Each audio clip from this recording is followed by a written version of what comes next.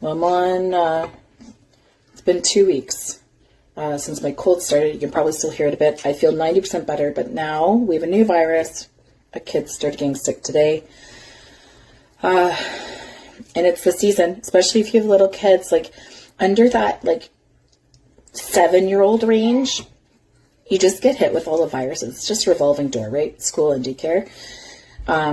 So my go-to is making a poultry soup. So generally chicken if there's turkey, but I'm taking the chicken off the bones now so that the rest of us can have wraps.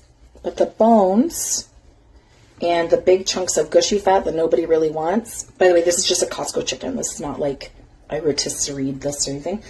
But I'm going to put this stuff into my Instant Pot. I'm going to fill it up with water to cover the bones. And then I cook it for 120 minutes on pressure.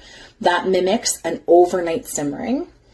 I also put a splash, just like a tablespoon, of apple cider vinegar in there to bring out some of the nutrients from the bones. My naturopath told me that.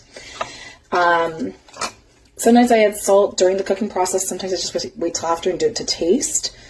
But bone broth is so good for your gut. And it's so good when you're sick to help you bring some nutrition in. There's going to be some protein in the water from the bones. And then if your kid doesn't like soup or broth, you can even just cook pasta in it. And if they'll eat the pasta, they'll get some of that nutrition and water in there too.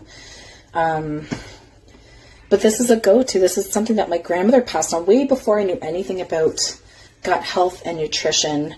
This is something that generations and multiple cultures have done for years, is get that nutrition out of the bones and into the broth. So you can do this with vegetables as well. You can just pressure cook it.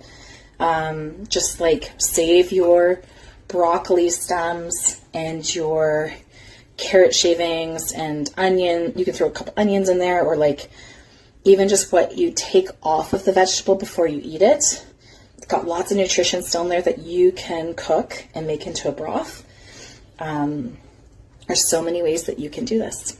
So if you have never made bone broth before, maybe it's time to start. And then freeze it for when you are sick. Do the work ahead of time, and then it's available to you.